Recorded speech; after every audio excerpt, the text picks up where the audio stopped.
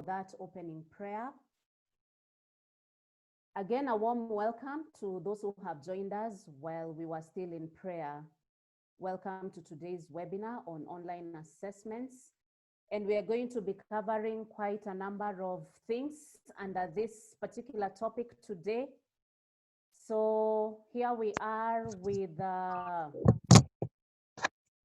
virtual teaching and learning. So far, so good. We thank God we've been able to prosper as a university as far as this area is concerned. But we are right in the middle of the semester. And right now we are busy administering cuts, and soon we will be administering end of semester examinations. To God be the glory. Last week, we were able to cover the differences between online teaching and learning versus face-to-face. And I'm sure that knowledge was of great impact to you as you continue to interact with your students. So today we cover online assessments. We seek to understand what they are, of which types are there, how do we design them, and most importantly, how do we integrate them with technology? And most importantly, I know the question on most people's mind is, how do we safeguard the integrity of online assessments and of course, online examinations at the end of the semester? So those are critical questions that will be addressed today.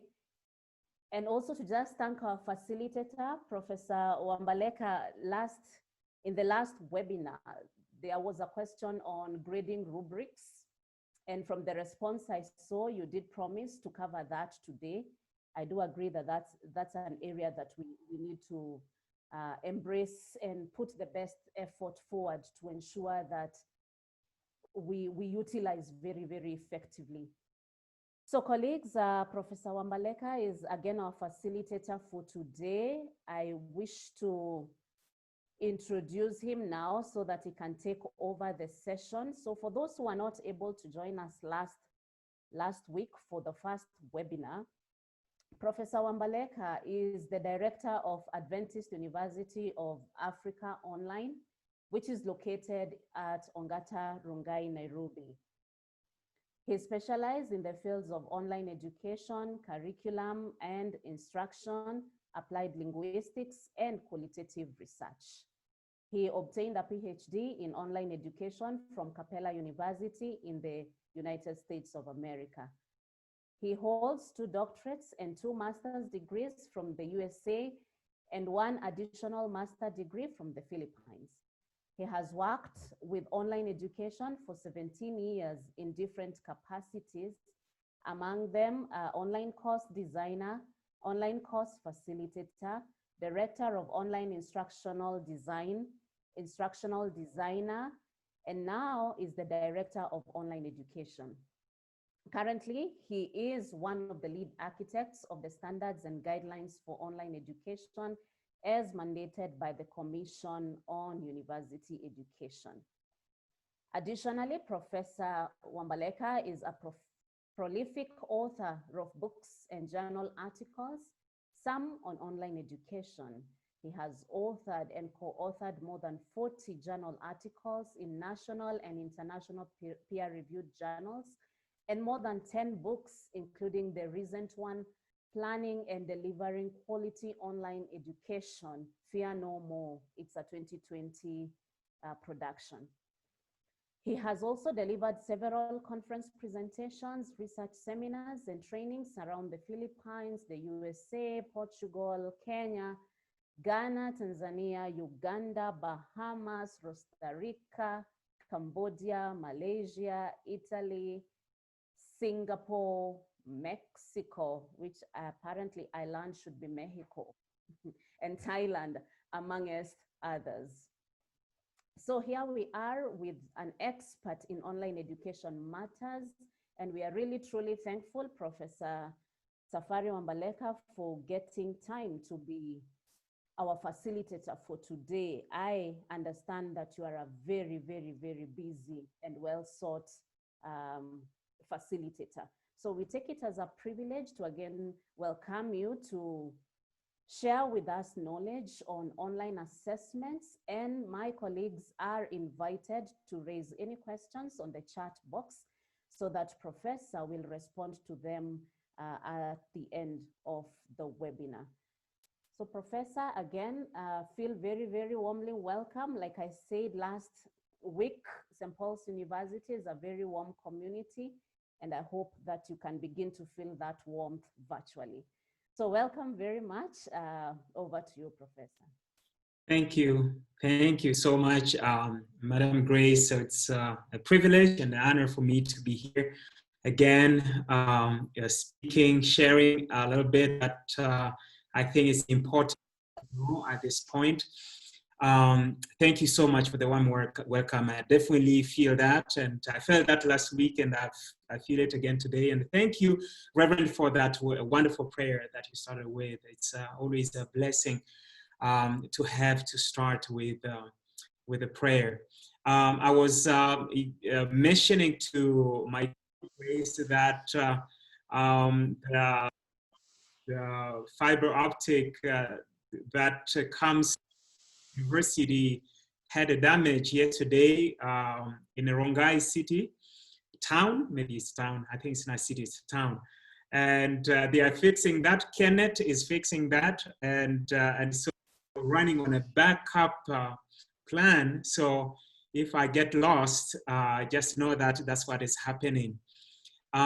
If my voice becomes too choppy, Ma'am Grace, please stop me so that I can stop my video camera so that we can just focus on the Zoom, on the audio, so that I can save some bandwidth here. Today we're talking about online assessment. I was looking at this from the biblical perspective, and I just noticed that assessment started at the beginning of the world, actually. Once God created man and woman, he told them, you can eat of all the trees in the garden. But this one here in the middle of the garden is the tree of knowledge of good and evil. Please do not eat of that tree, because if you do, you shall surely die. History of this world, I discovered that was the very first assessment that God gave to humanity. And we terribly failed. And as a result of that failure, we are still suffering what we suffer today, including COVID-19. It is part of that total failure that we had 6,000 years ago. And so when we talk about assessment, it's not something that is that we started. God started it before all of us. And so I want us to keep this in mind. I'm going to tell you two other stories about biblical online assessment. It's amazing, these things we think that we have come up with theories, but actually God came up with these things way before us. So, online assessment, when we talk about online assessment, usually some people will think about, students will think about books, so many books and journal articles that they have to read, they have to prepare for it. Others will think about how long it will take to actually take those quizzes, those tests, those exams, writing those final projects. I think we all remember when we were students, and some of us may still be students, how frustrating it was whenever there was a final exam. And that we'll spend sleepless nights, we'll wake up in the very early morning hours so that we'll try to memorize things so that we'll do very well. I've come to realize that here in Kenya, assessment, especially examinations, summative assessment is a huge, big deal. And this is the reason why it has become a controversial issue when it comes to online education, because we want to transport everything we're doing face to face, we want to transport it to online, which is probably not the best way to go. We need to look at assessment from a different perspective.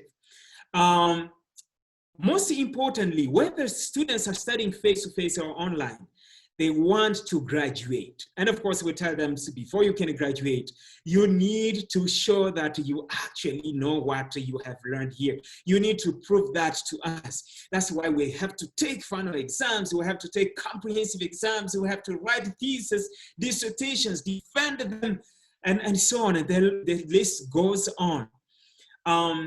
But how do we make sure this is being done effectively and efficiently in online settings? That is what we are going to try to address. I'm not saying that this session will address all the questions out there, but I think at the end of the 2 hours that we have today, we will have something that we can use for now, and then maybe explore further as we go. So we're going to cover 7 major points. The first one, we're going to define assessment, and I'm going to give the definition that I feel comfortable with, and that's actually the definition that I used in my own book too. It's not my original definition, but it captures what I believe assessment should be about.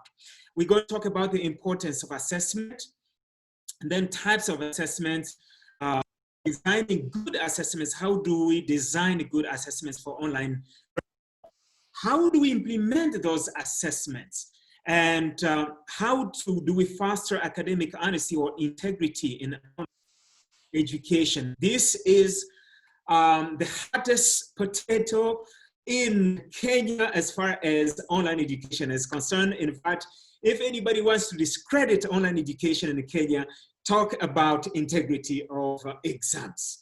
And so I hope we'll try to work on the mindset and look at it from the online education perspective, rather than looking at it from face-to-face education, because when you look at it from face-to-face education, it becomes a very, very complex issue. But if we look at it from online education perspective, maybe it is not that bad.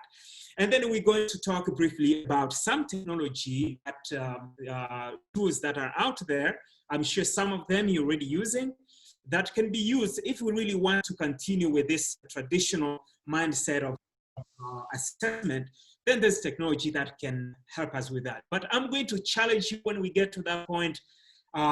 If really philosophically, that's what we want to do.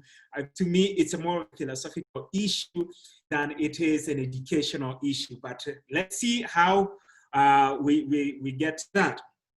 The definition that I like, assessment, this is a definition that comes from Haber and Fried, and this is the one that I personally think is the best definition that I have come across, at least the one that captures my beliefs on assessment.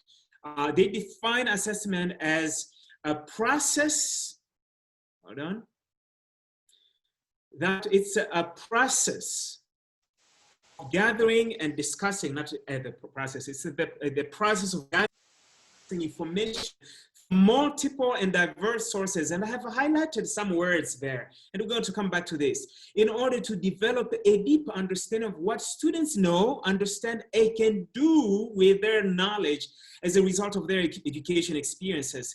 The process culminates when assessment results are used to improve subsequent learning. So let's look at each one of these carefully. The first part is a process. So assessment is not an event. I know that this happens in many of our African countries, where somebody is teaching a class where you have 500 students. So they have only one exam, final exam. That's the only assessment they have. And so if you fail that exam, you have failed the class. You have to repeat that next year. And you find that in the institutions where people do this, a lot of students spend several years. For a bachelor's degree, instead of spending 4 years, they spend 7 years. For a master's degree, years, they will spend 4 years. For a PhD, I remember my professor who taught psychology.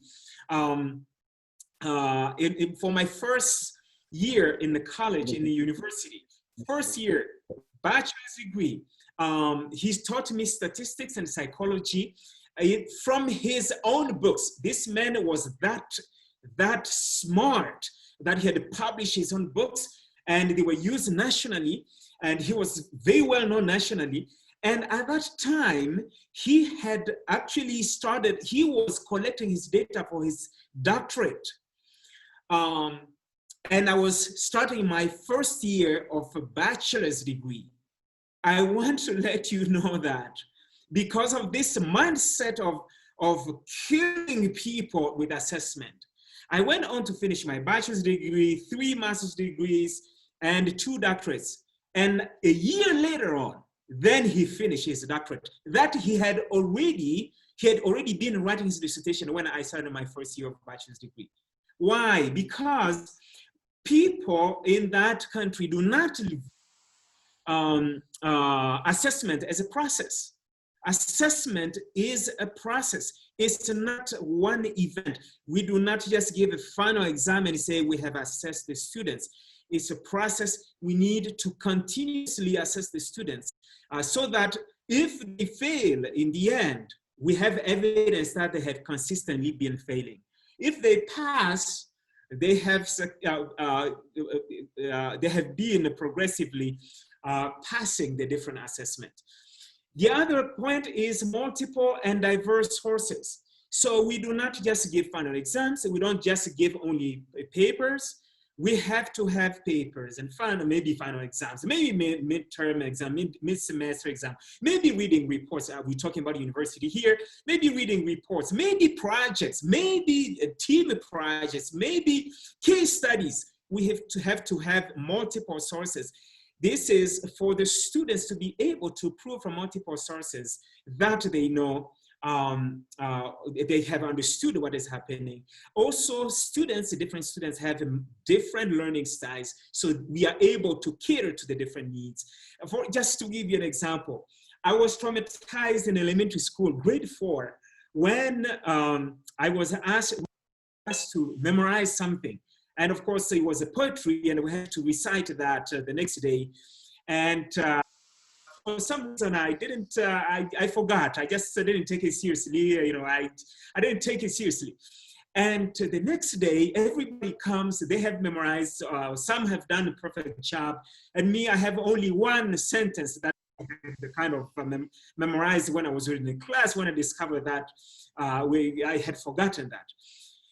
The teacher punished me something that I will never forget.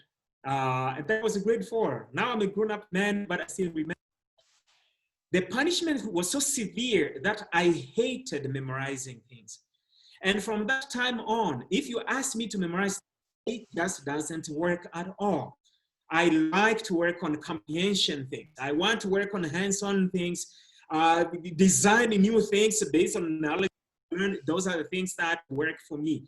I don't memorize anymore. So if you had to give assessments and all your assessments are on memorization, I will most certainly fail because I just can't do well because of that traumatic experience. I'm not taking it as an excuse, but each student has their own learning preferences. We all know this. And so when we use multiple and diverse sources, we are able cater to the different needs. And if somebody is not good in writing a paper, maybe they are good in taking exams. Somebody who's not good in exams, maybe they are good in a case study. Those who are not good in the case studies, maybe they are good in the quizzes. So when we combine these multiple sources, we are able to get everyone to prove what be part of the definition of assessment. We should not focus on too much on catching them doing something wrong, and we're going to come back to that. We should focus on the spectrum from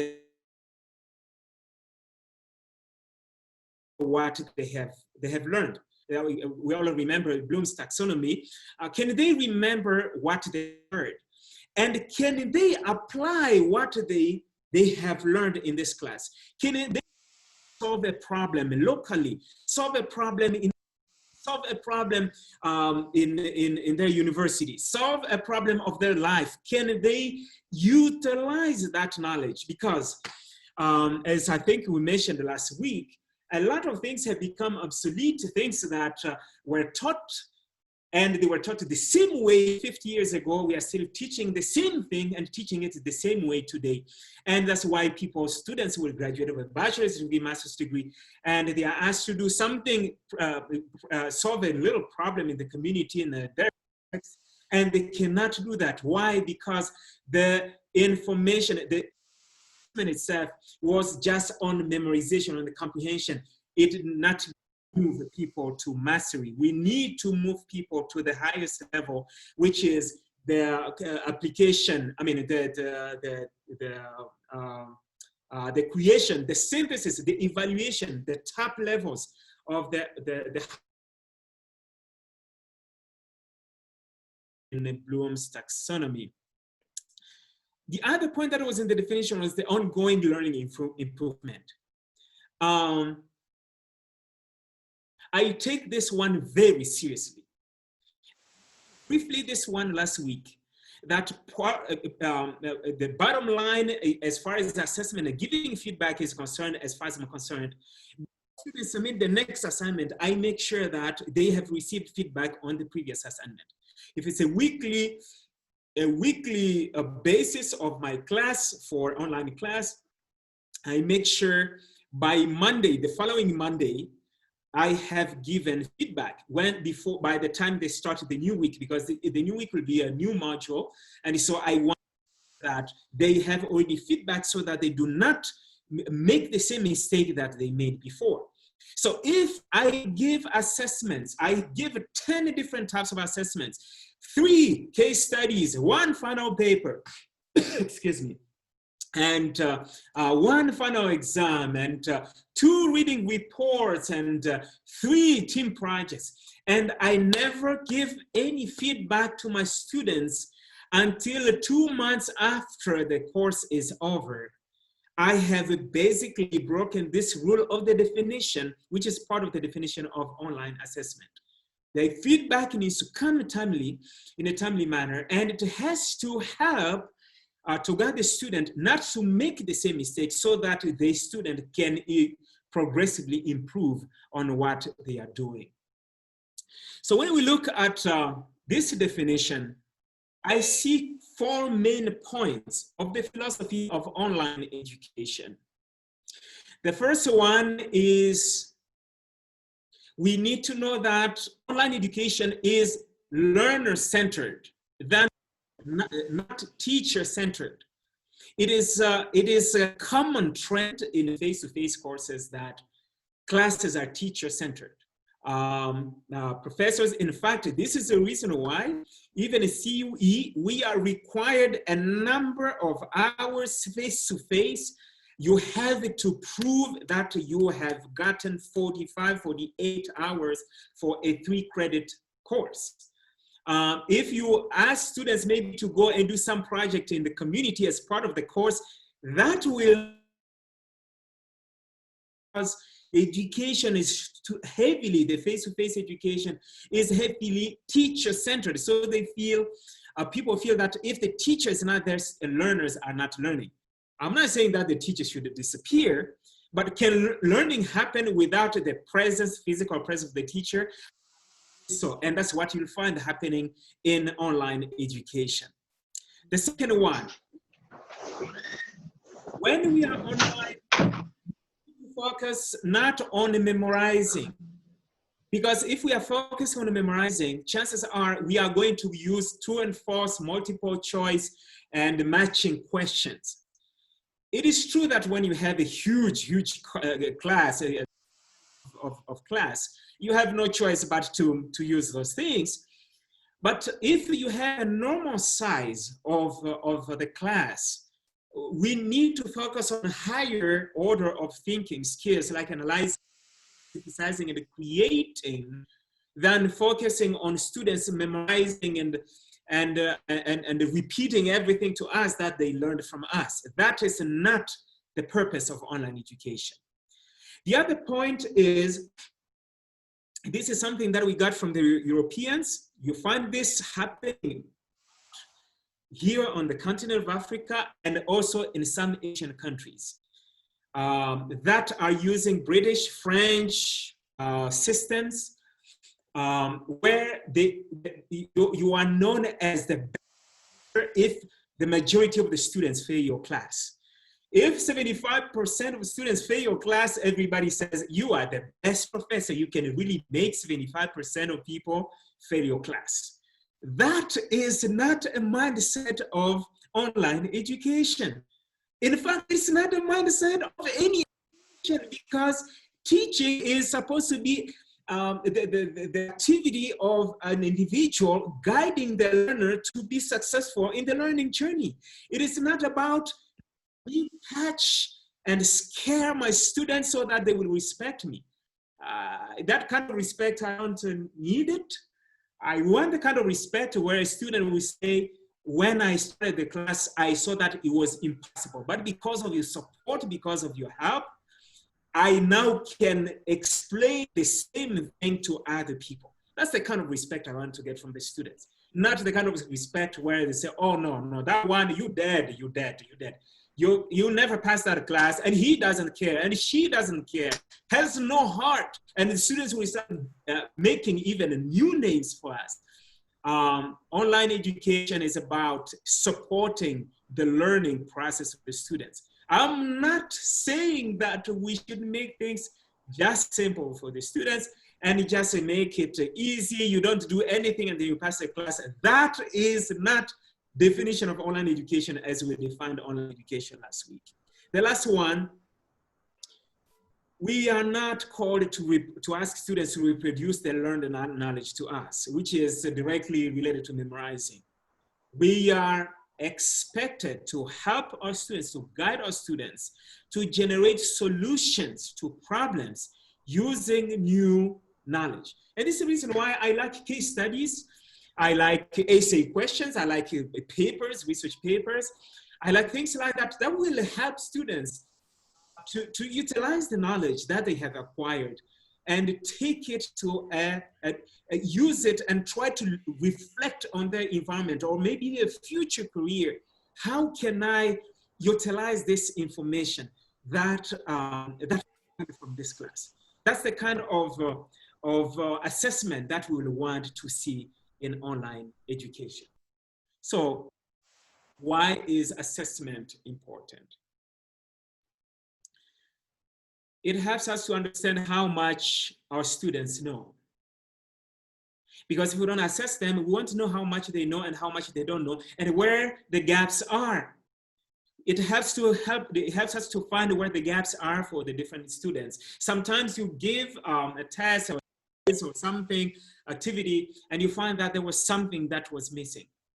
And even in the online course design, you thought that you had done everything and you've discovered there's a gap here. I need to change something here. It helps to support the learning process because once we find where the gaps are, we are likely to provide more guidance to students so that they get it right. It helps students connect new knowledge to real life context. And to me, this is the best way to assign learners, to give them activities that will push them to think about where they live, to think about their community, to think about their business, to think about their country, to think about their future career. We have to connect that because, of course, if we ask them to do that without putting it as assessment, some will not do it. But when they know that there will be grades, they will do everything it takes to connect it to make that connection. Have students reflect on their own learning process. You can have something where if they didn't do well, they explain why they think they didn't. Help them to achieve their best. We assess. First of all, we have the expected learning outcomes, and we assess them regularly and with the hope that they will continuously improve based on the feedback we are giving. And in the end, as they continuously improve, they will be able to reach their very best. And last, to meet expectations of the program, of course, grades to the program director to the institution, to the registrar, to the government, and even the accreditation bodies. They will need to know how we have been assessing our students or how we plan to assess our students in the future. So what are some of the types of assessments that are there? This is just a quick review, so I'm not going to spend too much time there. We have a distinction of formative and summative assessments, where formative assessment, this is where I strongly believe, and the literature is full of this, that in online education, we should focus much more on formative assessments than summative assessment. And this is because of the philosophy we have just talked about, where philosophy is not about catching students and giving them hard time, but rather supporting their learning process and making sure that everybody gets their full potential learning. I'm not talking necessarily about the grades, because people can get the grades, but we want them to get the best learning experience. So we need to have to use formative assessment a lot more. To teach a class, and there's this thing, we have to submit the course to the program leader, and I had to put my summative evaluation. First of all, I don't personally, for the last, let me see, last almost 20 years, I hardly give final exams. And I know right now, some of you are okay. We don't know what you're talking about because we can't live without final exams. Why don't I give final exams? I have personal reasons. Number one, students may not focus at all in the learning, and they want to focus only in the final exam. They may skip school and they think, oh, let's show up on the final exam. And that is not the philosophy of learning. Learning has to happen throughout the semester. And number two, I don't know about you, how many of you love the final exams when you were students. I personally didn't. I have asked many of my students in the last 20 years, I asked them, how many of you love final exams? I don't see any hand going up, except maybe some students from South Korea and Japan. Some who said, yeah, I love final exam, but the rest of the people, maybe 90–95% don't like final exams. Because they create so much stress on students. So you'll ask me, well, what did you do instead of final exams? And that's what I was asked when I submitted the syllabus. What are you going to have? I have projects because I want students to implement what they have learned. I use final papers for masters and the PhD, and most of the year, 20 years I've been teaching at the master's and PhD levels only.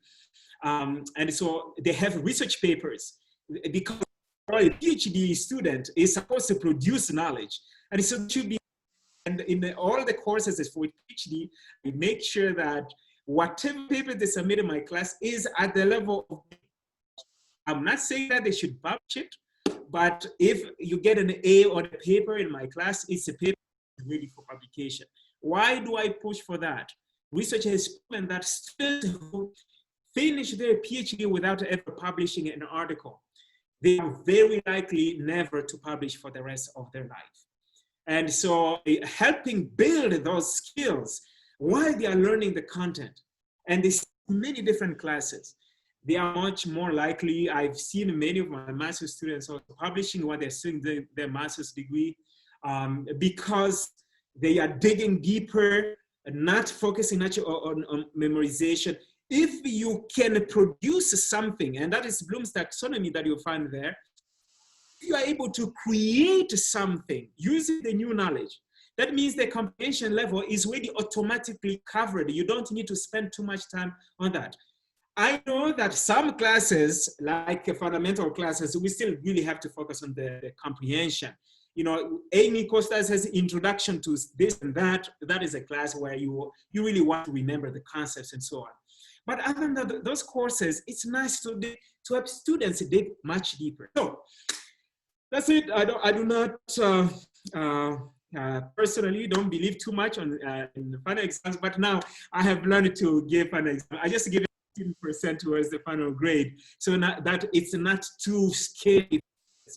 But I know that there is a misunderstanding. Some say it's a requirement of CUE to have at least 40% towards the final exam, and others say no, it's actually let go of that. And so at this point, I'm still trying to find out what it is. So it's up to you to decide that. I know you have your standard university because each university has their own standard. So for the semantic assessments, we have it's usually the checking the overall mastery of learning through final exams, final projects, final papers. Those are things that, yeah, where you know that it will be the last thing, and students are going to expect feedback like formative assessments. It's something that they submit and then they're done with that class.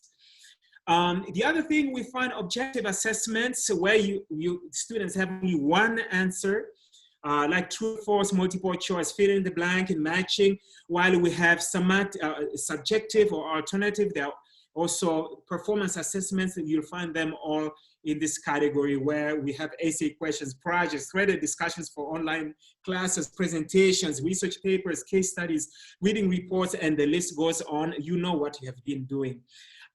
Again, for online education, if you are doing assessment in the true sense, subjective or performance assessments are much more preferred because they actually lead to less cheating, less need for cheating, because students are led to actually utilize the knowledge.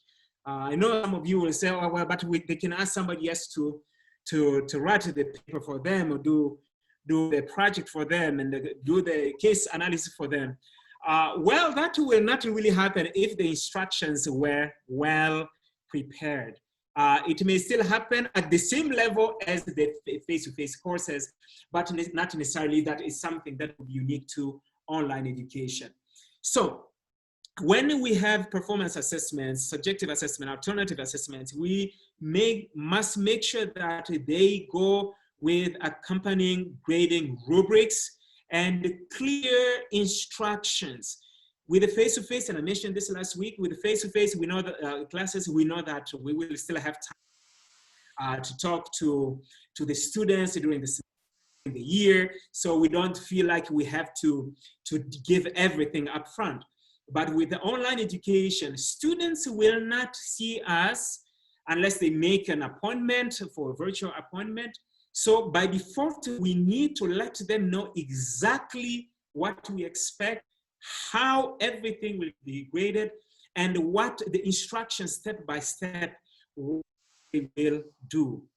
So how do we design good assessments? I have a few points here. The first point, the point of departure to me, is the philosophy of online education that we started with. It should always be the point of departure.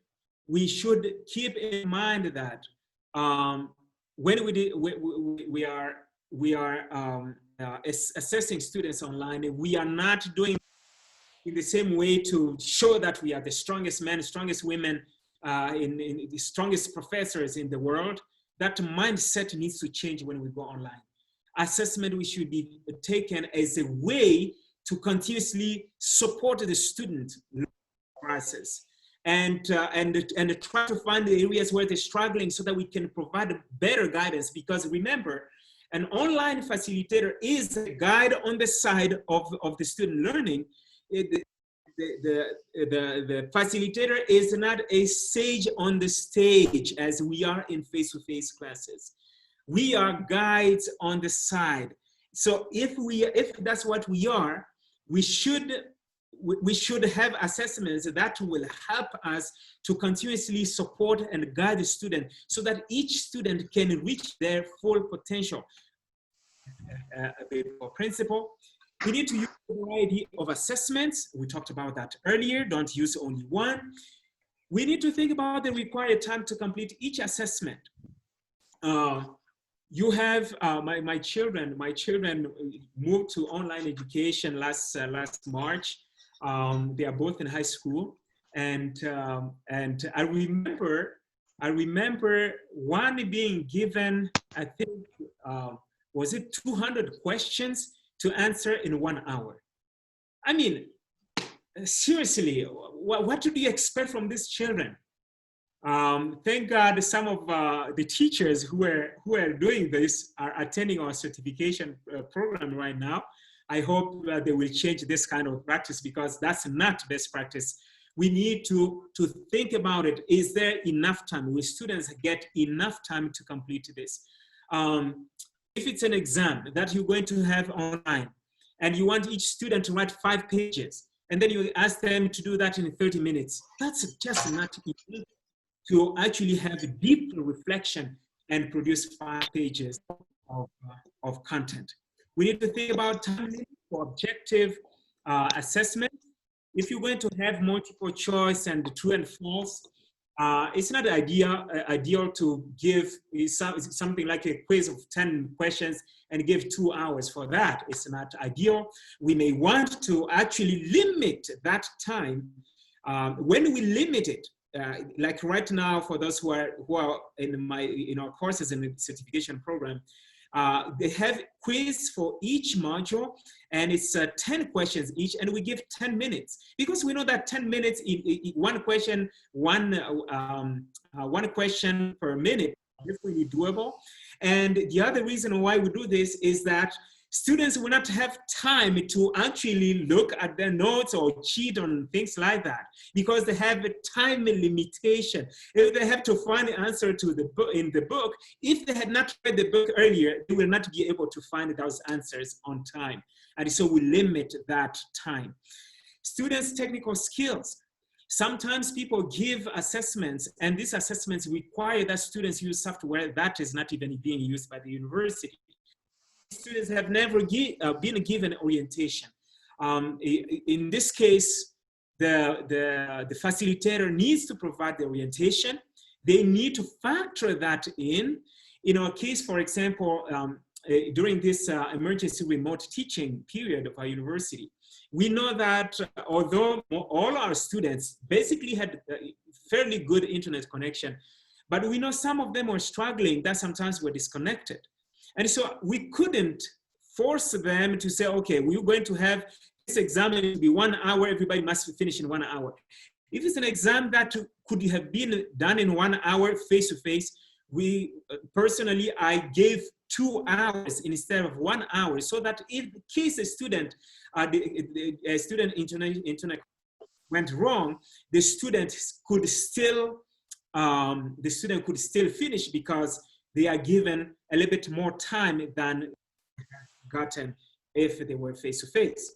So the other thing is connection to learning outcomes. Everything that we ask for in any assessment should be directly connected to the learning outcomes that we have stated in our course syllabus, in our course modules, or whatever number of modules that we have in a course.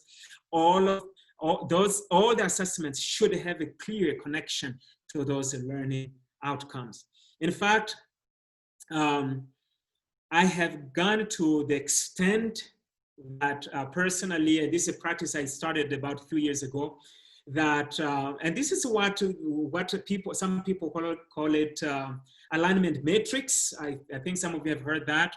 Maybe you are doing that also in St. Paul, where each learning outcome is placed in a table, and then you show the specific assessments that will help students to meet that learning outcome.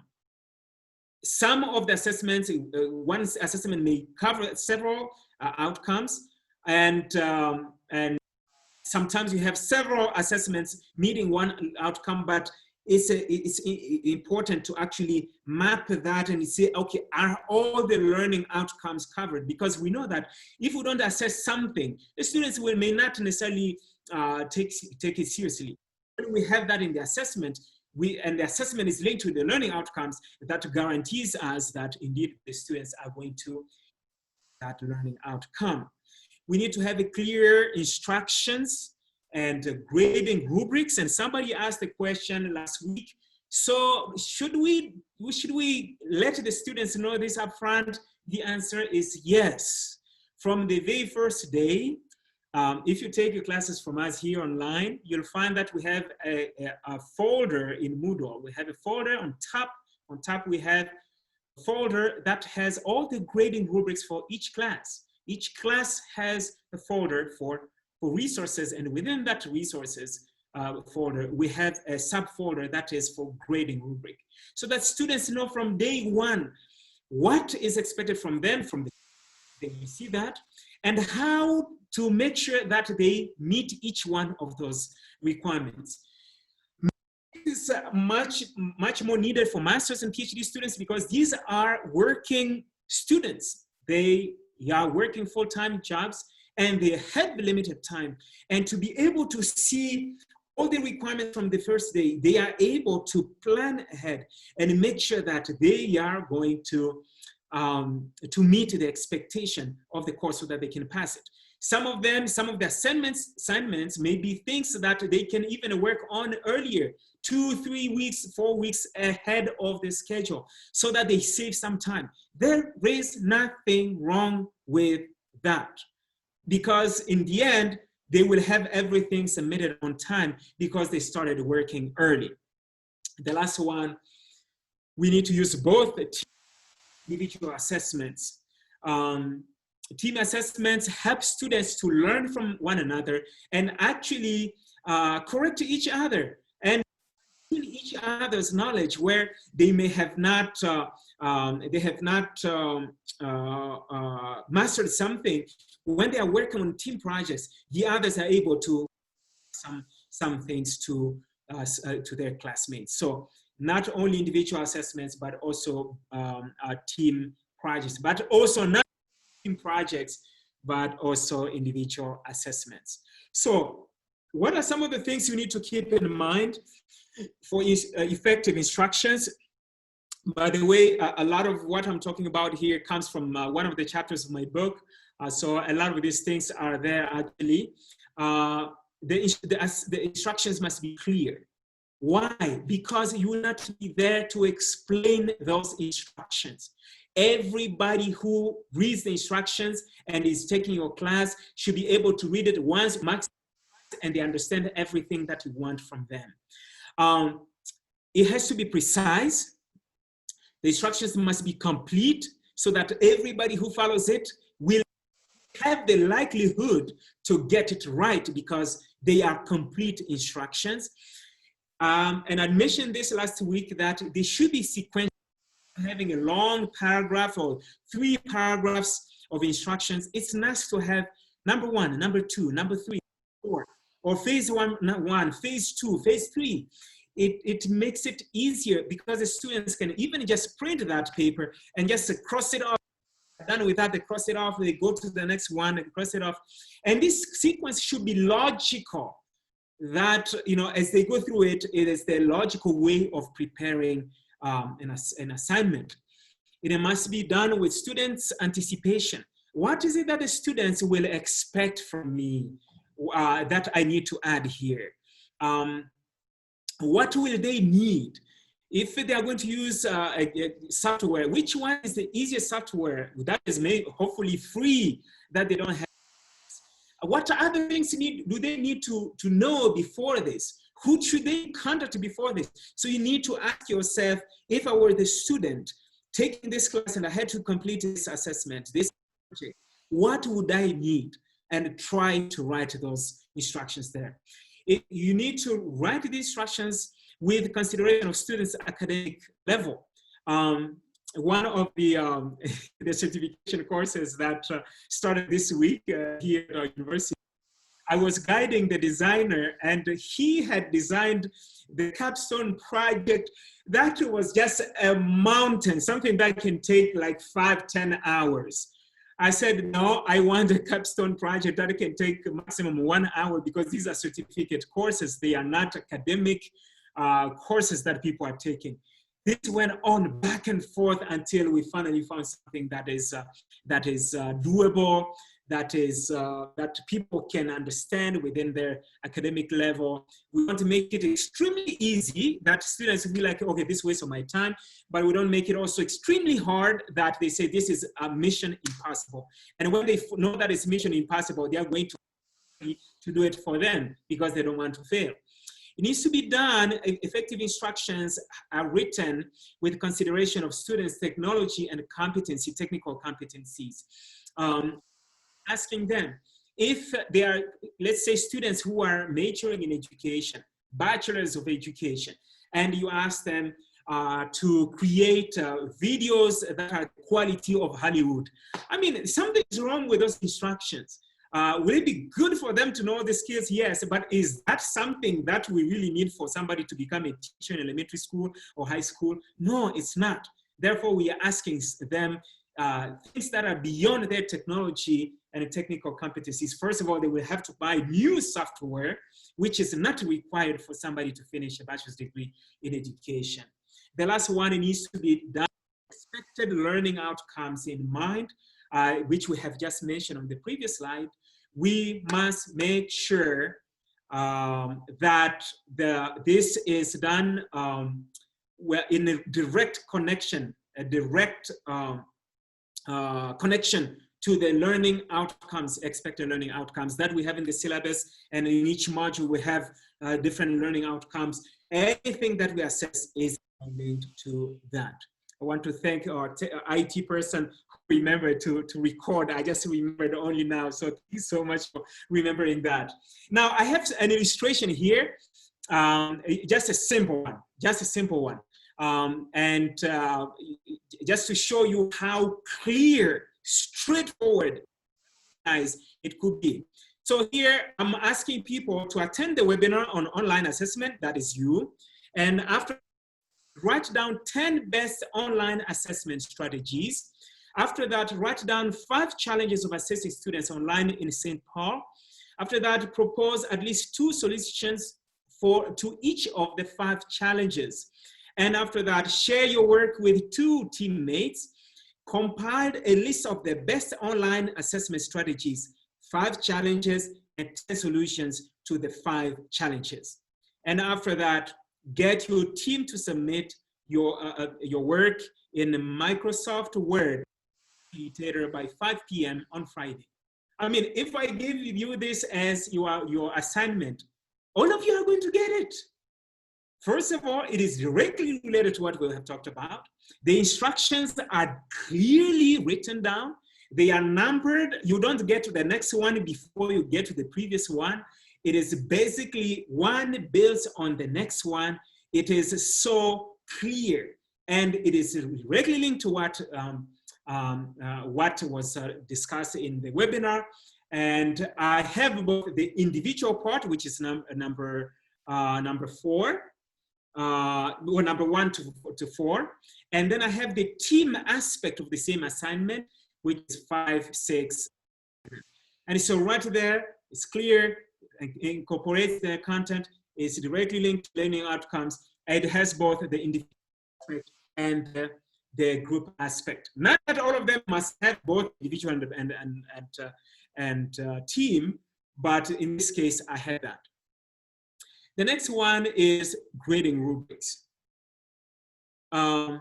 Why do we use grading rubrics? We use them for non-objective assessments. So subjective assessments, alternative assessment, performance assessments, we need to use grading rubrics because there's no wrong or right or wrong. People have different answers, and we need to be able to come to give them a grade, even if it's things are subjective. The goal is to make non-objective assessments practical for students. And even for grading, it becomes easier for us to grade because we know exactly what we're looking for. It leads to prevention of misunderstanding. I don't know about you if you have ever been in a class when you were a student, where the professor or the lecturer, I want you to write a final paper. It will be 10 pages on a topic of your choice in this class. And that is the only instructions that they put there. And when you submit your paper, you have cited 5 sources. Oh, no, no, no, you should have cited at least 25 sources. But they never mention that at all. Oh, you should have used APA, you used Chicago Manual. It never mentioned to you that you should have used Chicago Manual. Oh, you used internet reference. You shouldn't have used internet. You used only books. They never mention to you that you should have used books. And so there's a lot of misunderstanding. Students get frustrated. You all get frustrated. But you, my students, you should have known that. Well, what you are thinking, they are not little gods and little angels to guess what you are thinking. We need to tell them what to expect so that everybody can get things more, much more clearly. And this avoids conflict where students will get to you.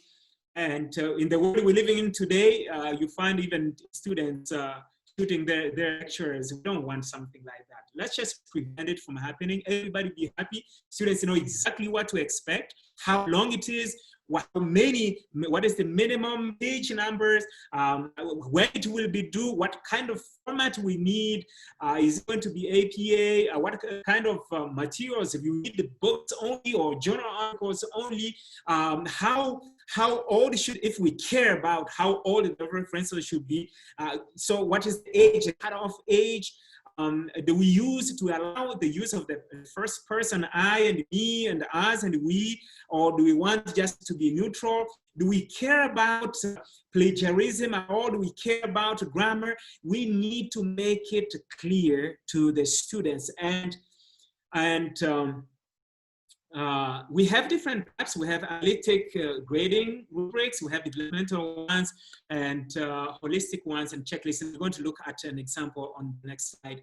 But it needs to be done with students' anticipation. Again, what do they need to know when they are working on this, and when they are using this rubric, what do they need to know? And it needs to be done again within the same thing that we have just talked about, with the learning outcomes, student technology and competency, the student academic level, and then what they anticipate to have. So here's the example that I got from this source here, the DePaul University. They have an example of analytic rubric where you see you have different levels of the same. This is the criteria, clarity. This is one criterion. And at what level did your paper fall, for example? That would be an analytic rubric. And then you have different criteria. This is clarity, the other one is organization, and there's some more there. Then we have here the developmental rubric. This is something that you can actually use for those courses where you know that students over the years are improving their ability on certain things, maybe technical skills or teaching skills or whatever it is. Then you can have, at the cognitive level, at the interpersonal level, where are they at this point? The next one is, sorry, Prof, to interrupt. Professor, can you hear me? Yes, I do. Yes. Sorry, you've started to fluctuate. Okay, I'm going to remove my camera at this point. Thank you. All right. Thank you so much. So when we look at this developmental rubric, it's not really something like it's, when we look at the previous one, let's go to the previous one. On this one, developmental, we're just trying to find where you fits. And that's it. That's where it is, and that's it. If it is a case study, this is what you got on this first case study. This is where you should consider. Next time you submit another case study, this is where you need to be aware of the clarity that is a problem in your paper. So when the students submit the next one, they will keep that in mind. But on this one, we are basically progressing with the students, the development. We look at different aspects. We still have different criteria. We're not saying that it's wrong, it's right, it's wrong. No, we're just saying at this point of the semester, this is where you are. And then maybe another 6 weeks later on, we have again the same thing, and we find where we are. Last one here is, the next one is the holistic rubric. You just have a description. You have a description, the different level, but different description of where your paper fits. And this could be the above average, maybe it is A, and the 3 will be B, and the 2 will be C, and things like that. So you don't have anything that is broken down. Unfortunately, this can lead to a lot of contest with the students because you just have only one point, and that's it. It's a holistic grading. The last one is the checklist, where you have, you just check where the student fits, exactly where they fit. I use actually a lot of this one. So when it comes to utilizing now this in our online teaching, what should we keep in mind? We need to have a list of all assessments fully disclosed from day number 1. We are not, again, this is in line with the philosophy of online education. We are not doing this to try to, we are doing this because we want to support the students and make sure that they get the best learning experience, they get the best support that they need to do well on their quizzes and their tests, their assessments. Instructions, all the instructions for assessments must be ready from day 1. Students need to know how many assessments they are going to. You have quizzes, how many are they? How many points are each? How much is that the weight of quizzes on towards the final exam? All this information should be clearly disclosed to the students. If you are going to use formative assessments, you need to have grading rubrics from the very first day. You do not create them in the middle of the semester. We need timely feedback. Never emphasize enough on a timely feedback because it helps students to actually do well in the future. It has to be, we need to focus on constructive feedback.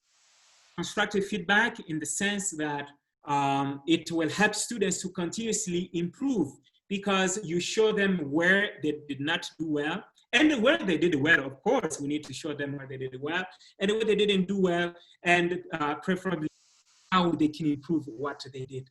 If you use grading rubrics, guess what? It's easy for them to notice that, from the time I started using rubrics, I have significantly reduced the complaints that I used to have with the students or questioning that they used to have. Individualized monitoring struggling learners is very important. We don't want to wait until students have failed beyond repair to say, oh, you have failed. There's nothing we can do anymore, even if you still have 1 month to go. No, you have failed. There's nothing we can do anymore. If you had caught that earlier and checking the grade book regularly, then you could have seen a trend of a student who's at risk. And I think in one chapter in my book, I talk about how to deal with at-risk students, how to notice them, the online at-risk students, and how to help them. This is one of the ways to do that. You need to think about having virtual office for individualized guidance and support. Every week, just like we have for face-to-face classes, it's good to have a specific time that you have for a virtual office, so that if students want to see you, they know which day and what time you'll be available. And if you want to have this, you need to have a way. What I do personally is to have a forum where I put appointment or reservation, appointment reservation. So that student, when they want to talk to you, they will tell you on this specific day during the office hours, I need to have 30 minutes with you, so that students will not try to see you at the same time and you're not available because you can't deal with 2 or 3 students at the same time. With the face-to-face, it's easy because they just sit outside until the previous student is done. The last one, we need to grade students with dignity. I have seen all kinds of things where some facilitators do not grade students fairly because they have personal problems with that student. Because this student, I used to love this student, I wanted to marry her, or I wanted to marry him, and they said no, so now this is my turn to get back at them. Yes, it happens face to face, but it can also happen online. This is something that we want to see. And we need to treat people with dignity in the sense that when we're sending feedback, we are not insulting people. Much more so, although that is a professional thing to do, to make sure that we are treating people with dignity. But we are Christian and teaching in a Christian university. This is even much more important that the words that we need to keep in mind, the words that we are giving to the students. One thing I told you, I'll give two connections to assessments, two biblical connections. Here's the second one. The second one is the encounter of Jesus and the rich man. You all remember that story when the young rich man came to Jesus and said, "What can I do to be saved?" Basically, he was asking, what is the grading rubric for me to be saved? Well, for that rich man, he actually used a holistic rubric. I don't know if you can notice that. He just says, love God with all your heart, with all your mind, and so on. And love your neighbor as yourself. That was holistic. But he made it clear to the rich young man. He didn't want him to be caught unaware.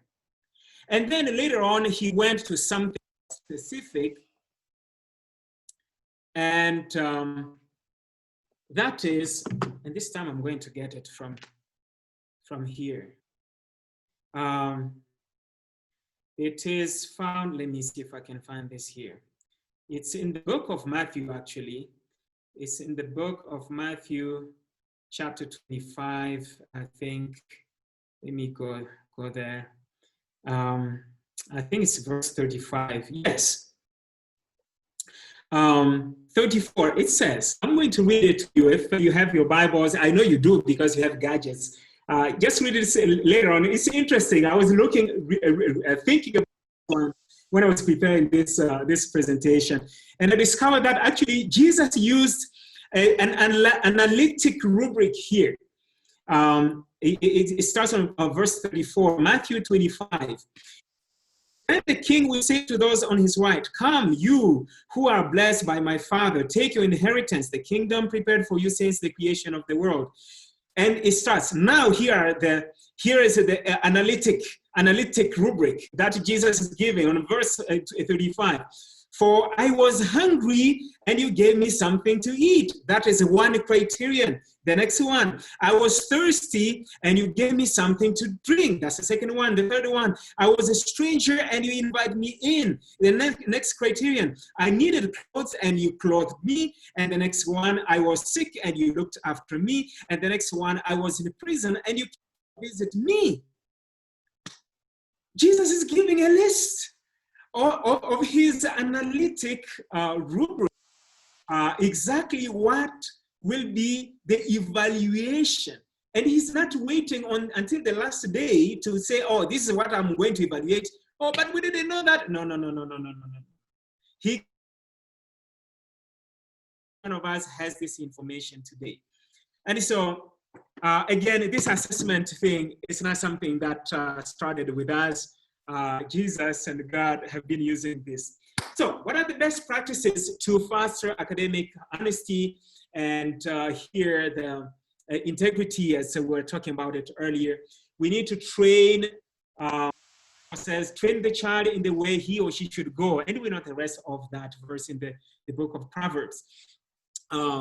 How do we expect our students to be honest, to have high integrity, academic integrity, if we do not teach them how to do that? So to me, the bottom line, the first that we should focus on before we talk cheating is, have we taught them the right And we need to have a course on academic writing. A lot of the things that we do in a university setting deal with writing. So the students need to learn how to write properly. We need to have course orientation or orientation on online learning strategies so that they know how they do it. Some students will copy and paste, not because they want to do that. They are good Christians. They just know that copy and paste is not the way to do their homework.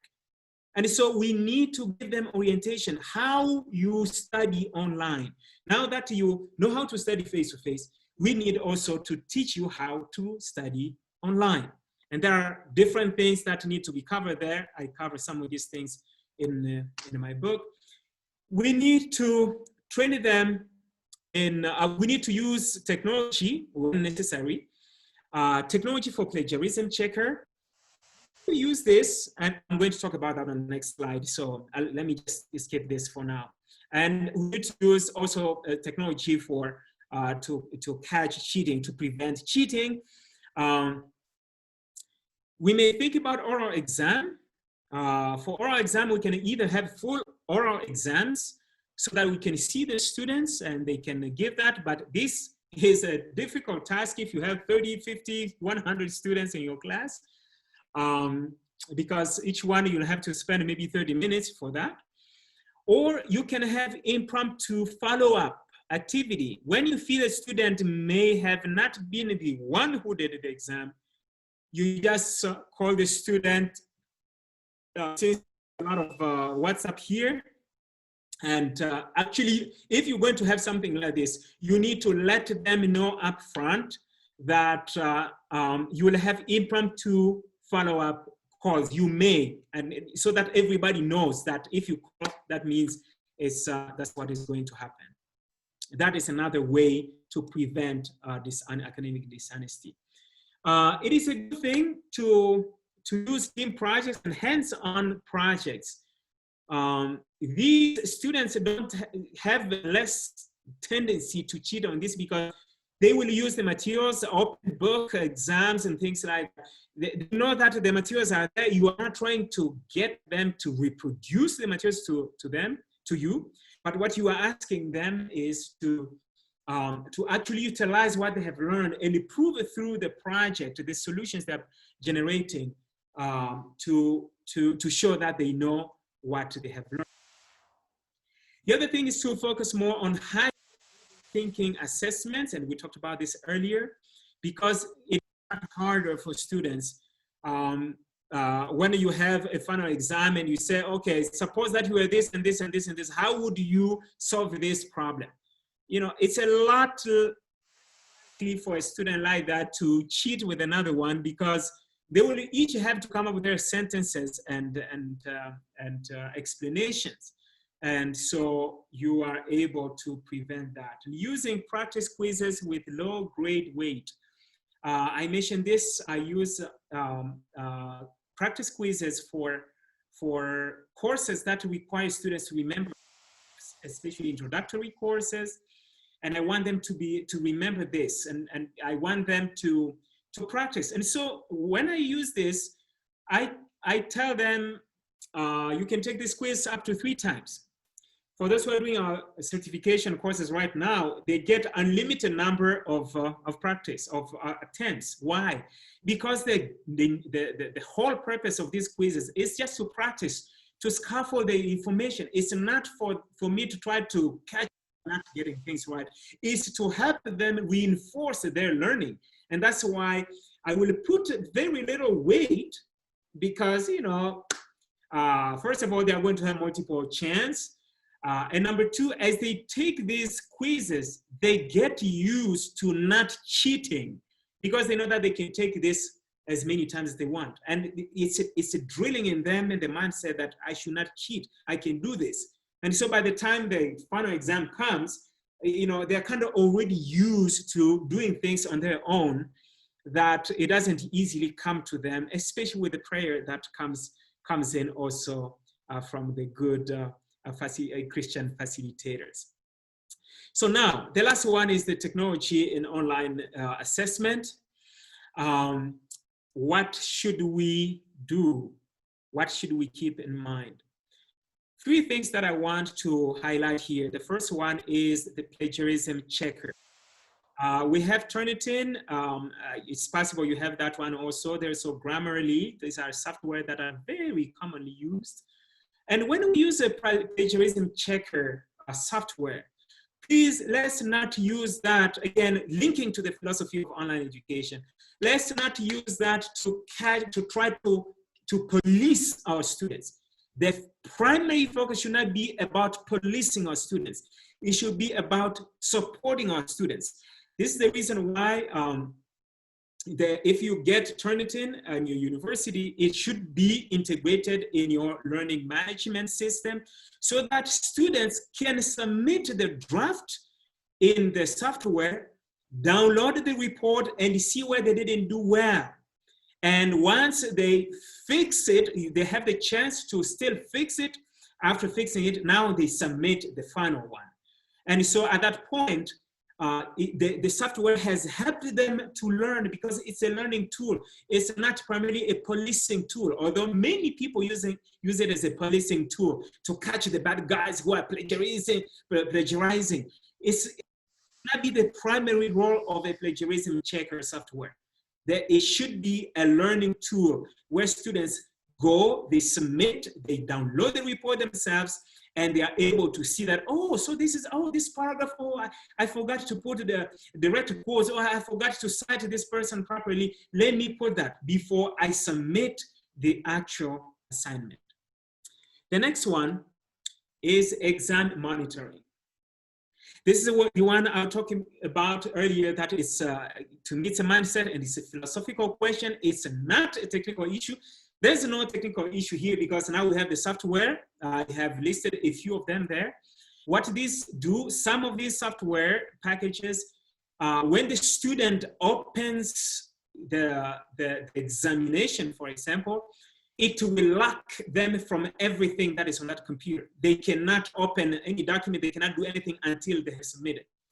Some of them will record everything that the student is clicking on. Others will record the video. They will record they will use a camera to show the student so that the student is not going to their gadget to get answers from another student. So as far as technology is concerned, yes, the technology is in place, no question about that. But to me, the issue is more a philosophical issue. When we do this, I know we are going to do it because CUE is going to require that, so I have no choice. So I'm going to have to do that in our university. But when we do this, is this really how we want to train our young people? What kind of responsibility are we training with them when we monitor them to this extent? Is this actually preparing them for their life and of course their life to come? Or are we actually creating something that in the future may be disadvantageous to them because nobody trusts them? Shouldn't we focus on training the child in the way he should go so that when he grows up, he will not depart from it? So I leave that to you, and it would be nice if I can hear some answers to that when we have the open forum in the next probably 10 minutes will be done. The next one, the last one, is the learning management system and strategies. One of the things that you do, you play with as you are using your technology for assessment, the time constraints, I talked about that. The time that they are going to have to do their assignment. If you feel like, oh, if I open it for too long, they are going to cheat, restrict the time. Shuffling the answers. When you have a quiz in multiple choice, you set in such a way that it will be multiple, it will be shuffled automatically so that each student, when they log in, A is B and the other person, the other one is D and so on. The other one is the shuffled questions. What we are doing right now with certification, and one of you I know is in certification, you discover that when you take the second attempt, new questions come in that were not in the previous one. You take the third attempt, other questions come in. You still have some that were there in the first attempt, but you see new ones that have replaced some of those that were in the first attempt. So this one also helps if a student is taking, if it's only one attempt, because it's a test, you have 50 questions for each student. What you want to do is to have maybe 100, 120 questions and set it up in such a way it will deliver randomly the questions to the students, so that the overlap questions may be maybe 20 of them, but the rest of them, they are not the same. So with that, the student will struggle to actually, they struggle to cheat from each other. Plus, not only the questions are delivered randomly, but also the answers are randomly assigned. So you find different points of shuffling things and randomizing things, that it becomes a little harder for the students to cheat, because if they want to do that, they are calling each other on WhatsApp. They say, oh, yeah, the answer is B, and that one puts B, but on the other one, it was supposed to be a C. And so right there, you are able to prevent dishonesty. This leads us to the end, but before I conclude, I want to remind you that we have these certificate programs, that courses that are going on, and the first 3 are ongoing right now. They are going to end on Friday next week. They start on Monday. And on July 20, we have 3 certificates. Each certificate is 2 courses. That 20 to 31. I want to remind you of this conference that I mentioned last time. All of you are experienced online facilitators from my take from the introduction. And so it's nice if you can share some of your best practices with the people, with scholars from around the world. Or if you just want to sit and listen to other people, that's perfectly fine. We have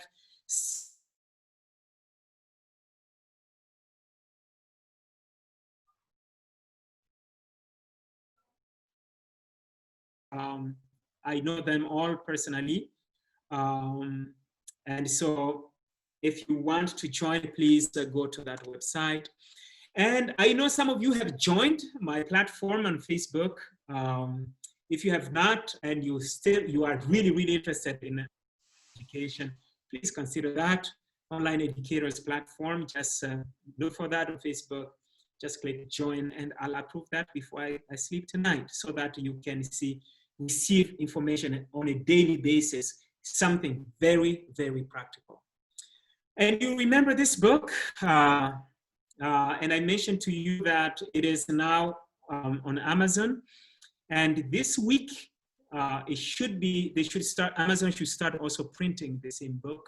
The print copy will be $15.99, of course, plus shipping to wherever you are.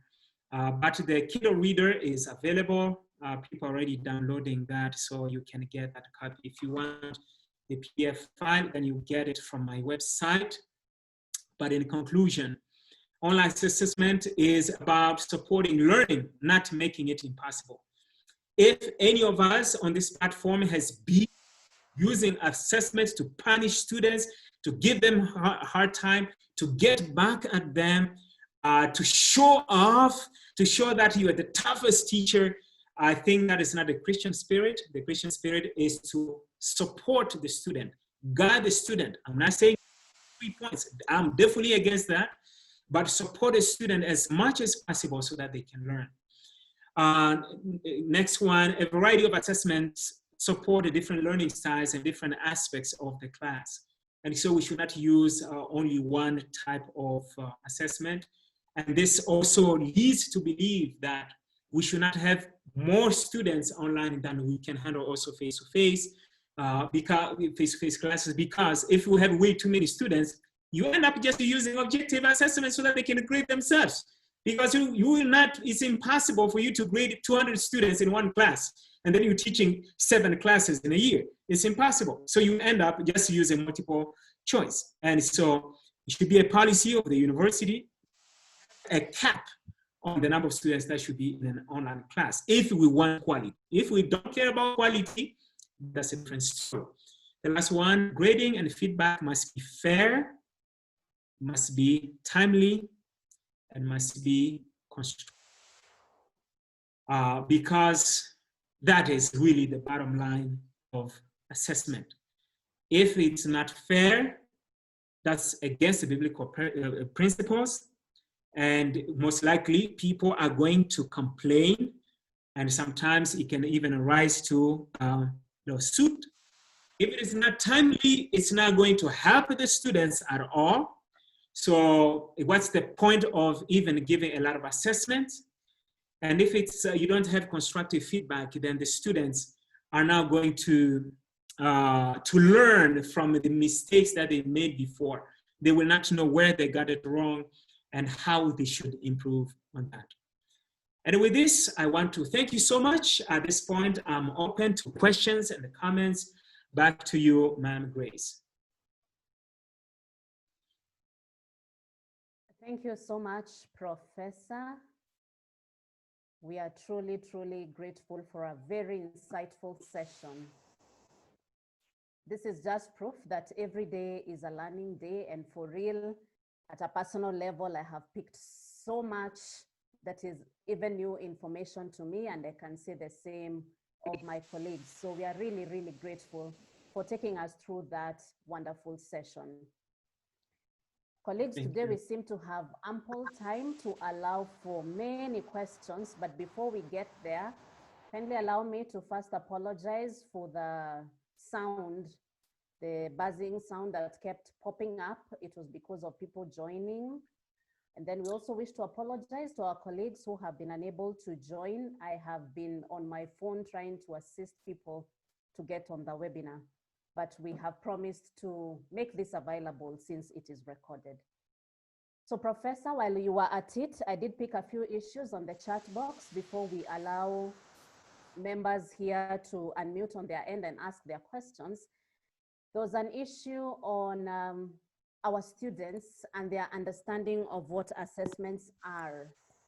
For them, assessments should actually come at the very end, whereas Madam Ukaiko feels that we need to make our students understand that our assessments are for continuous learning, which in our culture, in our Kenyan culture, doesn't seem to be so. Students always expect assessments at the very end. What would we say about that? Then there's also another one, a heated discussion on the Commission for University Education.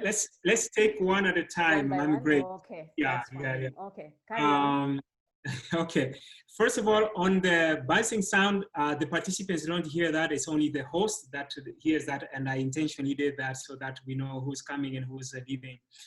So don't worry about that. For the culture, culture is culture. Culture does not easily change. It takes years to change. And so it is something that it will have to start within each university.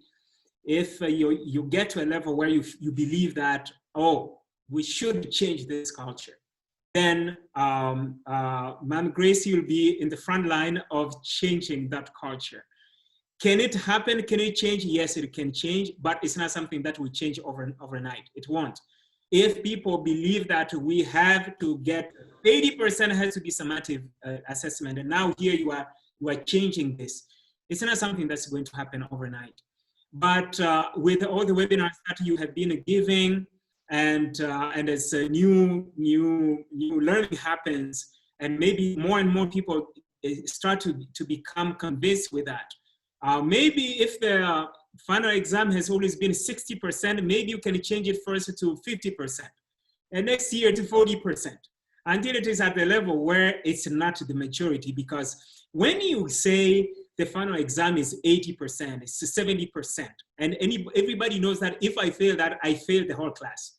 Chances are very high for people to cheat because it's a high stake. It becomes high stake assessment. So therefore, if I know that I'm not really good with this class, I'm going to definitely cheat.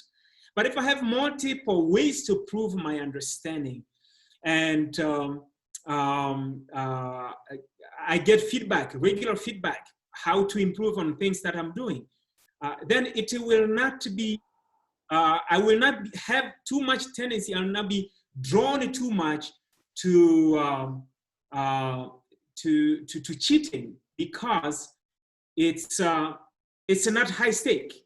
It is a lot less likely for me to cheat. So that is my take on that. Thank you for the response to that. Then there's also the issue on the Commission for University Education. And very interesting discussions happening on the chat box. A colleague of mine, Jane Vanessa, has raised an issue that a lot of what we are talking about seems to be conflicting with the Commission's directives. And then, of course, some have also responded to that and said that the problem seems to be the Commission, that it's stuck in the old school and the mindset of the 60s. And then there's also the issue of our curricula. When we presented it to them, did we capture elements of online teaching and learning and even online assessments, or are we just blaming them? Kindly respond to that. There's good news. There's good news about that. And as you mentioned it in the introduction, I was privileged, and it's a grace of God, really, that I found myself among 3 people in the whole nation working on the new evaluation tool for online education and the standards. And the new evaluation tool, you will most likely feel that it's not going the way things used to go. And that took a number of days for us, talking with the CUE leaders. And I remember one day where they said, we have been enlightened. We need to really change certain things, the way we do things, if we really want quality online education.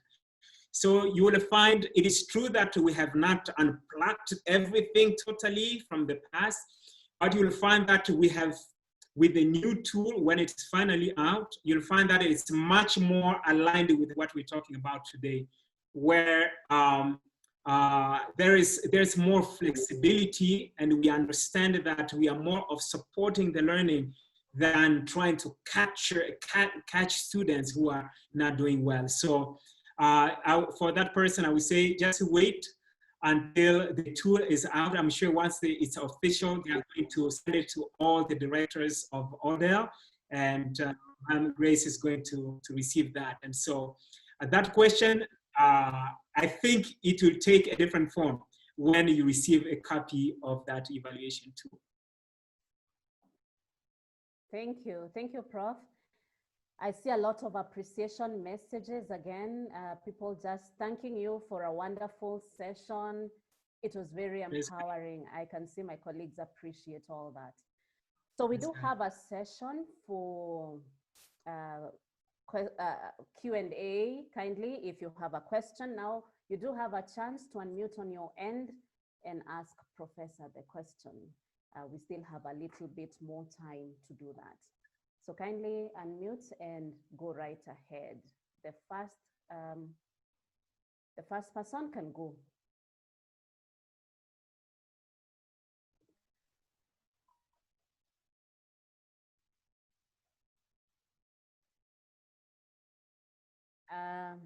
As we wait for the first person, the faculty deans who are here present with us perhaps can talk about curricula and the online education, seeing that we are already here and this is the direction to go. What are the gaps that are there, generally speaking, and perhaps what do we need to do to embrace this new normal of doing things, because chances are that things will never be the same again. Dr. Mwangi is here. I think I saw him. Yes, Grace.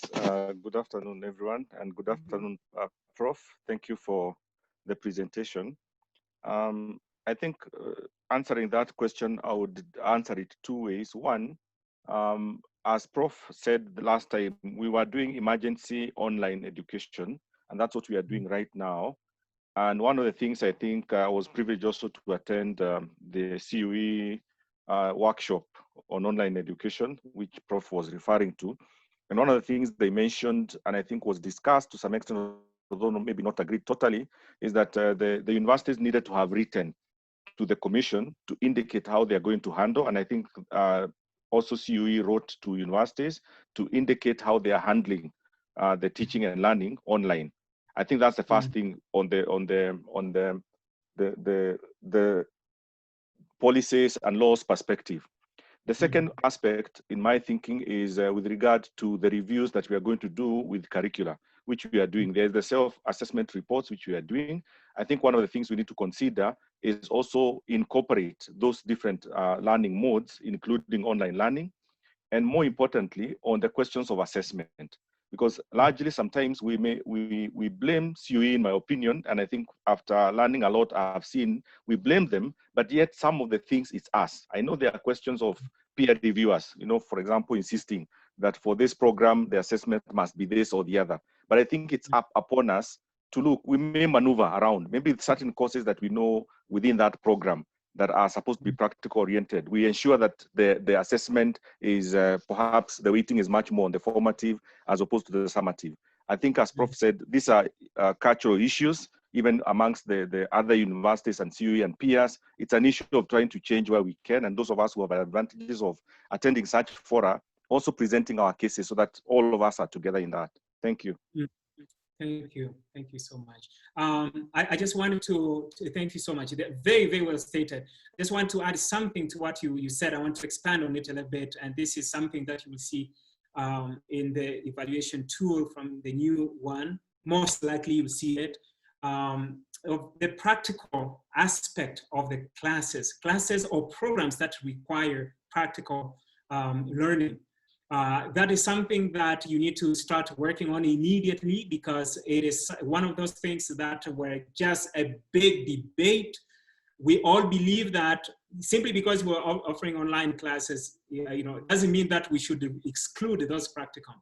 We just have to come up with a mechanism, and each university will have to come up with their own, or even each department. How do you, if you're teaching nursing, how are you going to make sure that your students get practicum in nursing without coming to your university? Or are you going to require them, even if they are in Kosovo and they are students, you are going to require them to fly to Nairobi to do the nursing practicum here in Kenya? Will the government allow even that? Or will you work with the other universities in partnership to make sure that the practicum can be done there? Are you going to work with hospitals in the different places of the world to make sure that students can do the practicum where they are? And if that's the case, who will supervise them? Are you going to supervise them live on something like Zoom, which comes with some issues of privacy for the patient? Or are you going to appoint people like proctors who can supervise the students in their place? So these are decisions that will have to come up. They're not easy, but they're not impossible. If people have the will to do it, they are going to come up with solutions, because there's a lot of universities today that are offering even engineering and medicine and the nursing online, and people are doing it. It's a matter of spending time to see the best practices out there and deal with it. Good. Thank you for the response, Prof. Another one, a rather interesting one. There's a conversation we were having, and this came up, the question on emergency remote teaching. And the question that came up was, for how long is this an emergency? Can we continue to call it an emergency 4 months down the line after COVID happened in Kenya? What would be your response to that? That question is really not for me. I know Kenneth, together with the CEO of CUE, is holding either this week or next week a webinar with the vice chancellors and DVC of academic affairs. That's where they will have to decide that. It is true we closed in March. I think from March to June it was okay to have to run in emergency mode. But we are already 3 months in this. We have probably enough time to prepare. Should we continue with this? But on the other hand, if we say we are going to move online, let's assume they don't open schools until, let's say, December, and we are allowed to teach online. How quickly can we put things fully online? And how quickly can CUE approve our online programs or proposals? Those are questions that I think are more of administrative nature than us, because they require that the administration plans on the institutional level, but also for CUE to make a decision if they are going to allow us or each one of us to do our own thing, or if they are willing to invest a lot of reviewers so that you submit your proposal within 2 weeks, you get a response whether it's approved or not. But can CUE do that? I do not know. I do not know. So it's a complex issue. But those who are administrators, like the Ds, the DVCs, and the VCs, is something that you need to start working on immediately, so that you have a plan. Because emergency remote teaching is true, it should not go on indefinitely. Oh, yeah, I think that was the resolution of that debate, that at this point we should perhaps be more deliberate and conscious and strategic about our actions, other than just using COVID-19 as a rider and calling it an emergency to do things. Well, then someone has just texted me a question. They're asking if your book is available on audio. I don't think so. I need to check with Amazon if there's a way to convert that in the audio, but I don't, at this point, intentionally, I have not planned for it. But if I would think that is somebody who has some disability who needs that, the only best option at this point that I can say is it will be good for you to buy the one that I have on my website, because you'll have access to the PDF. And with the PDF, you can use your reader software that will read that PDF very easily for you. I would think also that when you buy in a Kindle reader, you can actually decide to play it instead of reading it. You can, I think there's an option to play so that the Kindle reader will read it for you. I've never used that feature personally, but I think there is. But if there isn't, consider buying the PDF from my website, because that one, then you can use your reading software that you're already using, and it will read that for you. Thank you for that. Colleagues, who wants to go first for the first oral question? I can see the head of department communication and a few lecturers from communication, and really the practical components and how we handle practical units and more technical units is a major issue, and especially even with online assessments. I don't know if Dr. Ndavula would want to make a follow-up question on that.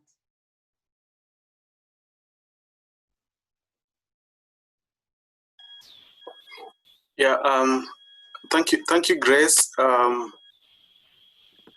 not sure what you'd like me to do, but I know online assessment for practical courses is something lecturers in my department are grappling with, bearing in mind the limits of the software, just as the Prof.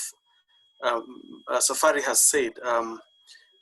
Because you see, we have production classes requiring huge files, then we also have the limit of technology. So I think those are some of the issues in our department we are really considering, and I'm glad that Professor has pointed that out. So that means the lecturers teaching those practical classes will also look or consider the limitations of the technologies that students might have available at their disposal. Thank you. I want to speak on that one, Prof. Ndavula. Thank you so much for that point.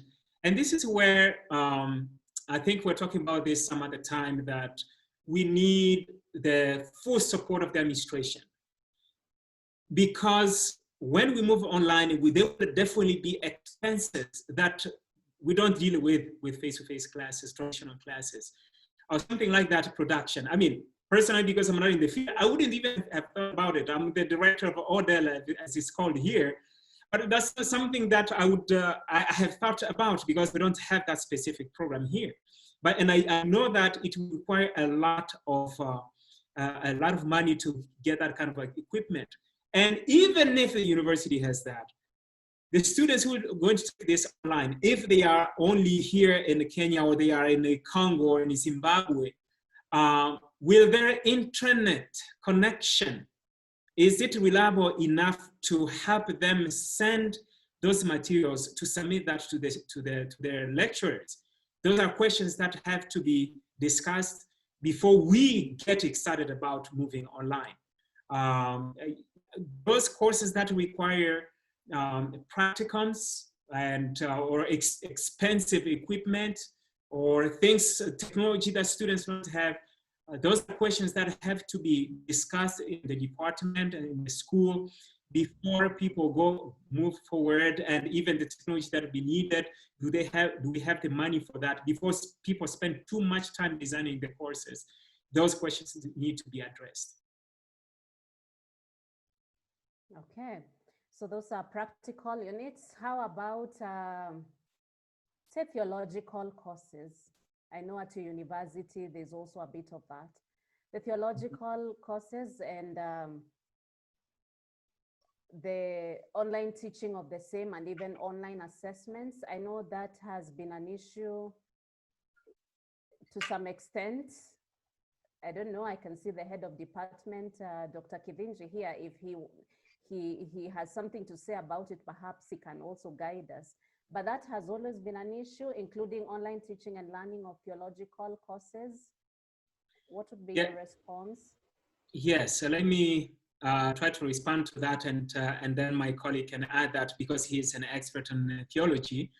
One of the two programs that we are preparing for online, fully online delivery, that we want to see being submitted to CUE as soon as CUE shares the tool with officially, is a Master's of Arts in Pastoral Theology, which is a theology program. And we came across that very issue of practicums. Before, it used to be a struggle to have Hebrew and Greek online, but now there's software that we integrate in Moodle, and it does it. So there's no more problem with that. But now the practicum, how do you expect them to do this? Our leaders, our program leader and the theology department, they came up, they discussed, and they came up with a solution to that. For us, given that, just like your church is worldwide, so wherever a student is taking this program, most likely they have a church there. So we are going to work with local church leadership. If a student is in Zimbabwe, is taking that program, we're going to work with the church leaders there for that student to do practicum there. And in theology, we want to believe that the church leaders are honest. They will not lie to us, but they are going to do the supervision. We're going to come up with some kind of incentive to help them, because they're going to spend hours for them to supervise these students and so on. And another choice that we're looking at was to ask students to record themselves whenever they preach, and then upload those preaching on YouTube, and then send us the links, so that it's a lot easier for them to share. So that is what we are doing for theology. I don't know if I can learn something from my colleague from theology, best practices that you have there that we can also use here. Dr. Kevin. Thank you, Grace, for this opportunity. My colleagues at especially St. Paul's University will admit or agree with me that there is a huge difference between V-learning and e-learning. What we were taught was e-learning, and we dismissed e-learning for most of the theological course. I'm mentioning e-learning particularly with the understanding of St. Paul's University. But the V-learning that we have learned, we've been able to actually do 90%, let me call it 95% of the courses that we seen that they were not, it was not possible to do them online. With the interactive phases of the e-learning and the training that we've received during this COVID season, I think I would want to use the e-learning again, and I would want to learn my classes using the V-learning because it's more interactive. You can meet the students face to face and do all that. The practical aspects, I agree with the Prof. Baleka that it's quite an issue, that it's muddy, it's still foggy. We're chatting our way for, and that's why you hear the church currently is almost being rendered an irrelevant institution, not because it's irrelevant, but because our methods of dissemination of pastoral care have been limited. I know pastors who have taken up the Zoom for their services, and I know pastors who have used mobile phones on loudspeaker to pray for families because they cannot get there. And we are innovating, and these methods will slowly come to the academy. Thank you, Prof. Baraka and Grace. Okay. Prof, just for your understanding, what Dr. Kidinji is talking about is the two platforms that we are running concurrently. One was predominantly for off-campus students, and the other one is what was put in place to cater for all the other students who would have ordinarily been on campus. So there seems to be a bit more interaction on this other end compared to this other end. And part of it has also been fueled by student demands, because ordinarily they would want to have more interaction like what they're used to in the classroom setting. So basically that is where we are, but we are picking lessons both ends. Yeah, so you're talking about the synchronous learning and asynchronous learning, basically.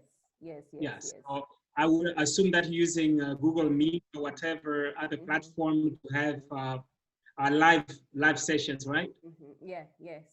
Okay. Yeah, we are doing the same thing right now because we're not fully online classes yet. That's what we are mixing. For us, we're mixing using Zoom sessions, maybe 3-4 hours a day, because our classes go for 2 weeks only, very intensive.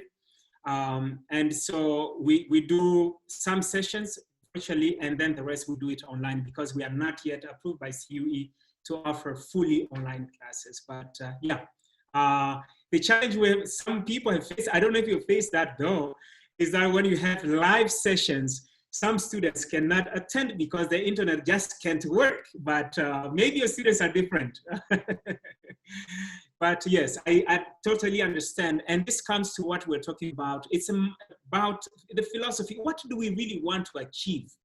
I think that is the bottom line. Whatever we're going to do, what do we believe and what do we want to achieve? That will determine the rest of the things that we do. Thank you. Colleagues, we are just about to close. If someone has a pressing question, there's one last opportunity to do so before we close the session.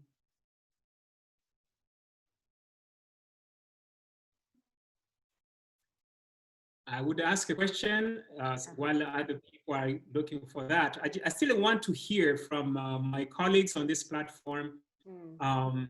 What do you really think? What is your philosophy when it comes to using all this high technology to monitor students, record them? I can even sit here and see all my students all over so that I can supervise and monitor them. Is that the way we want to go, or should we do it differently? Don't mind my position, okay? I will understand. I just want to hear because I'm learning the culture here. Is that what we should do, or do you think it's time we do things a little differently? Good question, colleagues.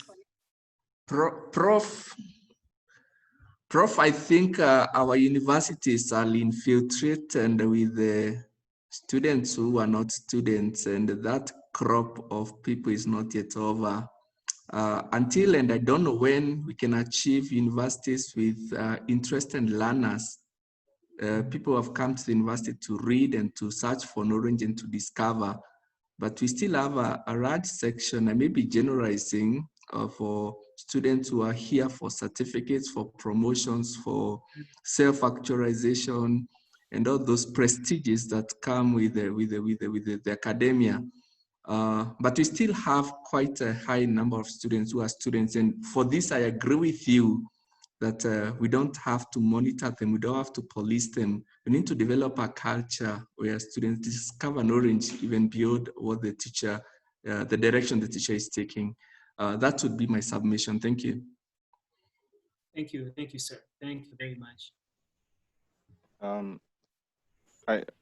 I think I can go on. Okay, Prof. I would agree with what Dr. Kitenji has mentioned. I think there's a bigger issue in the country in terms of our culture. Perhaps if you noted some of the things people do, just simply like wearing a mask. People would have the mask on. I mean, they would have the mask in their pockets, but when they see the police is when they put the mask on. So now it's with that, perhaps it can tell you the kind of culture we have that now filtrates also in terms of education.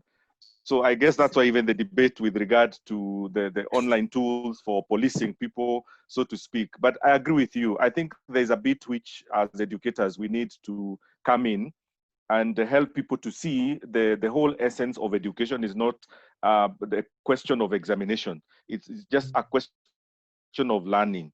So I think with the tools that you've mentioned, you know, the different ways of, and the weighting, particularly for me, it's the weighting. If we de-emphasize on the weighting of the final examination, then definitely this thing will be killed as we move on. I would tell you, like for us, last semester and this semester, we are giving prominence to continuous assessments, which account to about 70%. And then the final, what we are calling the final examination, which is an open book, is 30%. In a way, this may help as we move on, because students don't see now, as you mentioned, don't see the essence of, you know, that high stake kind of game and have to cheat for that. Definitely, we can't eliminate totally. And I think we had a debate this morning. We were discussing about some of the instructions we give to students, and we were looking at the number of hours we are going to give to the students. And there was this debate: if you give too many hours, these students will look for other people to help them, and they're like. And I think my view is, a person who wants to cheat, even if it's 1 hour or 2 hours or 30 minutes, they'll still cheat. So I think if we look at how do we enable them to self-manage themselves, so that eventually, as you said, we are not just training for the sake of this particular subjects that they are taking. You're training this whole person. What kind of a person do we want in our society? It's difficult. I don't think it's something we can do it overnight. We'll be challenged in certain quarters. Like you mentioned with regard to CUE, there are peer reviewers who will come and say, no, this one cannot happen because people will cheat and the like. But I think we need to start somewhere. So that beginning is what is critical, the bit that we can do. Thank you. Thank you so much. Thank you so much. Thank you so much. I just want to pick on two things that you have just mentioned there. One is open book exams. That, I mean, the moment you say that, the pressure is off the shoulders of the students. So it's their job. And isn't this exactly what will happen today with the knowledge that is so accessible around the world? Many of us do not memorize these things anymore. We just need to find the information when it is needed and use it. Just to give you an example, last week when I was preparing my class that I'm teaching right now for the certification, I discovered that I needed to do a screen recording to show people how to use Moodle for those students who have never used Moodle at all and have never even taken an online course. It was something that I didn't think about before, but I just dawned on me last Friday.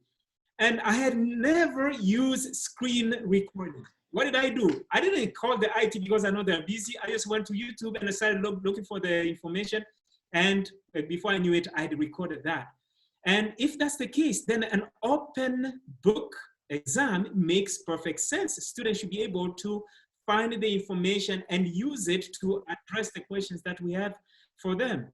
I think that is great. And the other thing you have done, we have reduced the weight of the final exam in the summative assessment. I think we are all headed in the right directions.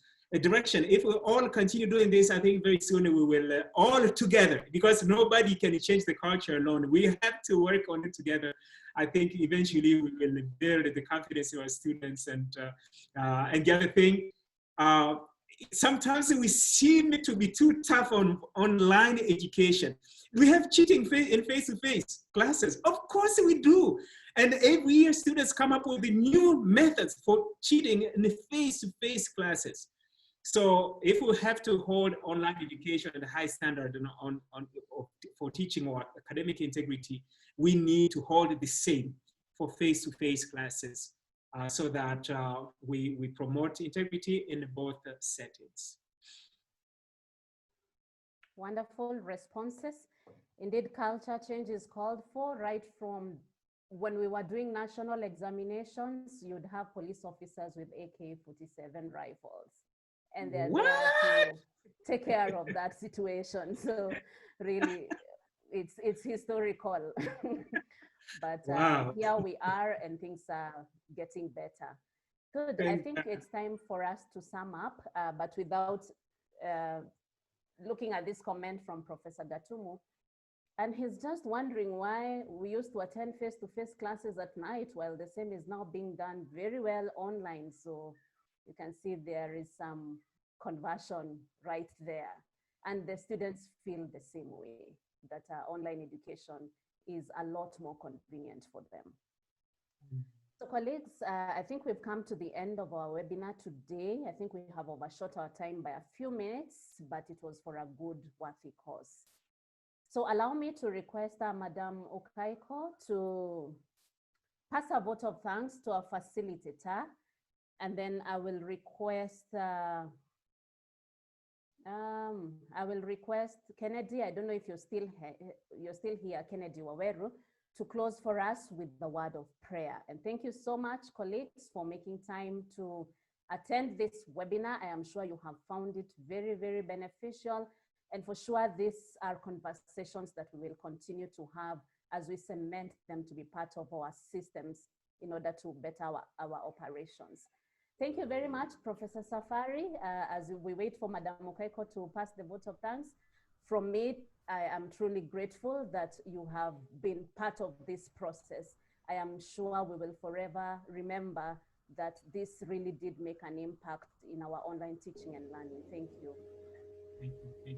Yes, thank you very much, Madam Grace, and thank you, Professor Wambeleka. I hope you can hear me.